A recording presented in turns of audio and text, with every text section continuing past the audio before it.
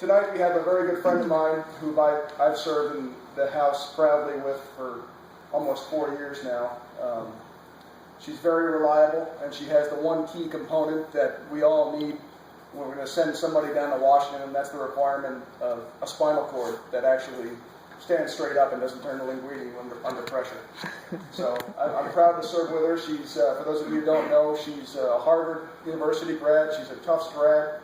She teaches music over at Phillips Exeter Academy, and she currently works in cybersecurity, correct?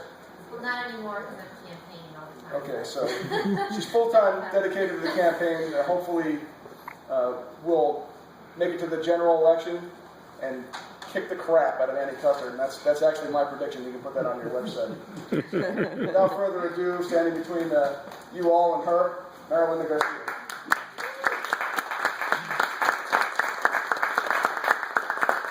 Thank you all for having me and for hosting. I really appreciate it. As Dan mentioned, I'm Marilinda Garcia. I hail from the town of Salem and serving my 4th term in the state legislature. I've been sitting and working on the finance committee now for this term and my last one, and prior to that was on children and family law and election law. So I've seen the policy side of the issues we deal with, and also the financial side and the nitty-gritty.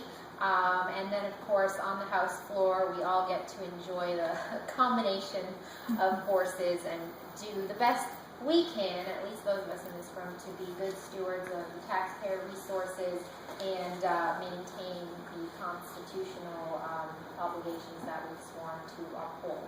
So that's what I consider my primary responsibility in the state legislature. And some of the initiatives I've been involved in during my time there have to do with trying to help develop this state economy in the long term. I really love this state. I think it's beautiful. I think it offers so much between quality of living standards, the geographic richness we have in the area, the accessibility to be in the city, mountains, ocean, all of these things that I think it's easy to take for granted, but I certainly appreciate. But one of the problems that we have is what they call brain drain, which is that we have an aging populace and we lose a lot of those that grew up in this state, are educated here, but then can't necessarily find gainful employment in the state. So I've been trying to work always to vote in such a way that prevents government from being an obstacle to our economic development, but also to specifically work on regulatory reform and real reform in the healthcare area. And when I say that, what I mean is that we all know that we have a healthcare system that has flaws, but unfortunately right now the federal government has decided to take what was a flawed system and instead of moving it towards a consumer-oriented, more free market, more transparent, and cheaper and offering more options to people system, such as we have in so many other areas and facets of life, any type of service you're looking for, you should be able to choose, and you can, according to what price, what level of quality, what geographic location, whatever it is, you should be able to choose that and choose it in such a way that best suits your own needs. So instead of moving healthcare towards, being more like Amazon.com, Priceline, GasBuddy, Hotels.com, all of these things that allow us to make these selections, instead we're codifying those problems and now turning it more into the DMV, for example, which is certainly not a reform, so-called, I can get behind. But, so that's a problem, but, in our state, I think it's a perfect microcosm of exactly what is the problem on the federal level, in that I've been working on, first of all, allowing for development in the specialty sector, so that has to do with trying to, again, reform some very antiquated regulations that were a result of federal mandates in as far back as the 80s in some instances and before. And I've seen some success in that. And again, it's just a way to provide better health care at a lower cost for more people, which is really our goal. But we know what problems we have in our state. We understand what those problems are and are able to find solutions to them, be it allowing for portability for health insurance across state lines, be it allowing insurance to be carried from one employer to the next, if it be as something I've been working on, pricing transparency so that the dollar and quality are more closely linked.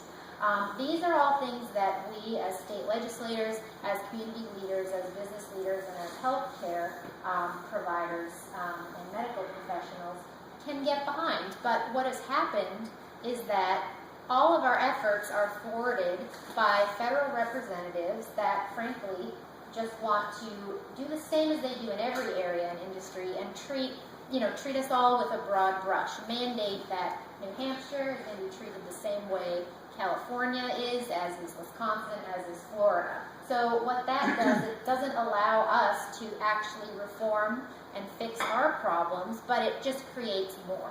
So, a perfect example of this is that our uninsured population in New Hampshire is roughly about 24,000 people, and so to fix that, what did we do? We kicked about that same amount of people off their insurance to then expand Medicaid and then put them back on. That is not a reform. You see that same thing, what is presented as a triumph on the federal level, getting 7 million signups. Well, they kicked about 6 million people off. And of course, what they fail to mention is that while they're celebrating their 7 million signups, they forget to mention, oh, and by the way, we've threatened you that we're going to fine you if you don't comply. So, this is not reform. This is not freedom, this is not accessibility, and this is not something I support. So my concern is that my federal representation, and all of yours, and that is Ann Custer, she's been about as unrepresentative as one could have. I mean, on the more trivial side, but not really when it comes to communication and openness with her constituents. She hasn't hosted a single town hall during her time in office. That's remarkable, especially from a state like New Hampshire. This is a woman who, this is her first term, and though she wasn't there to vote for the Affordable Care Act, she of her own volition said a few weeks ago on an HPR that had she been there when it passed, she would have supported it. She also self-described herself as one of the strongest supporters of the president in all of the U.S. Congress. So this is the rep right now that we have, and my problem is that I'm tired and frankly very frustrated when I see my federal reps not voting in such a way that empowers New Hampshire citizens to make their own decisions about themselves and their state's direction. And so if I were honored to be elected to this position, I would consider with every vote that I would be voting to prevent the federal government from being an obstacle to New Hampshire's development and taking power away from New Hampshire consumers. That is not what the federal government should be doing. We're at a point in our country where not only do people not trust their elected officials, especially in the federal level it seems, they have reason to believe that they're actively being deceived. Again, Obamacare is a perfect example. It was based on a lie, sold on a lie, and now, they want to compel you to give your personal information and sign up for this thing, and at the same time, they're using the arm of government, be it through the Department of Justice, the IRS, whatever it be, to sue states and individuals to persecute them, really, and when they feel as though they don't like, the policies you agree with and, the types of political organizations you support. So that's very frightening, and I think we've gone far astray in that way. If I were elected, I would consider it another wonderful opportunity, and what I would seek to do is really be communicating what is a very important message that I think is missing today. To me, it seems that one of the big problems we have is that we have a federal government that from the president through all his surrogates, they're constantly harping on this notion of income equality and inequality and being divisive and trying to divide demographics and groups of people amongst all these different lines. And what they like to say is that government is the one that can solve your problems.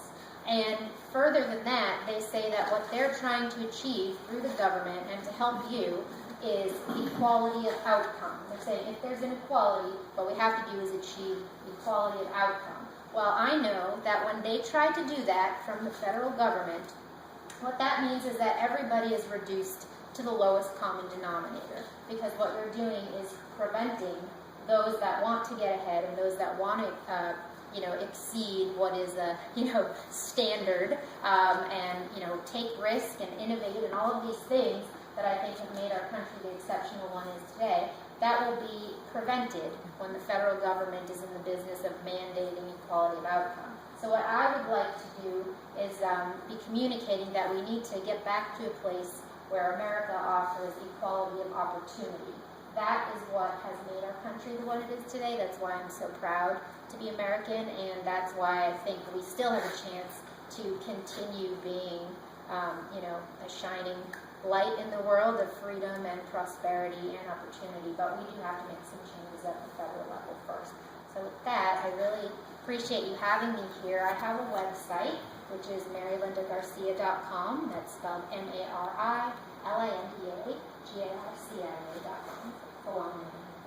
Sorry, marilindagarcia.com. And you can read more about me and sign up for my website, see what's going on with the campaign. Also donate if you would feel inclined to support me. I'd so appreciate that. And I really appreciate, any support you can give, if that means talking to your friends, hosting an event, fundraiser, or meet and greet, joining one of my coalitions. All of that would be wonderful. And I have Kenny in the back here who's helping me, and he has a sign-up sheet and various stuff, so please feel free to, Just with the sign-up sheet, he's asked me to pass yeah, if you'd that like to be around. on my mailing list or anything.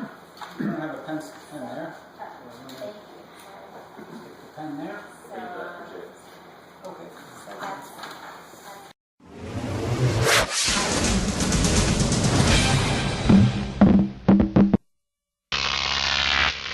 Croc TV.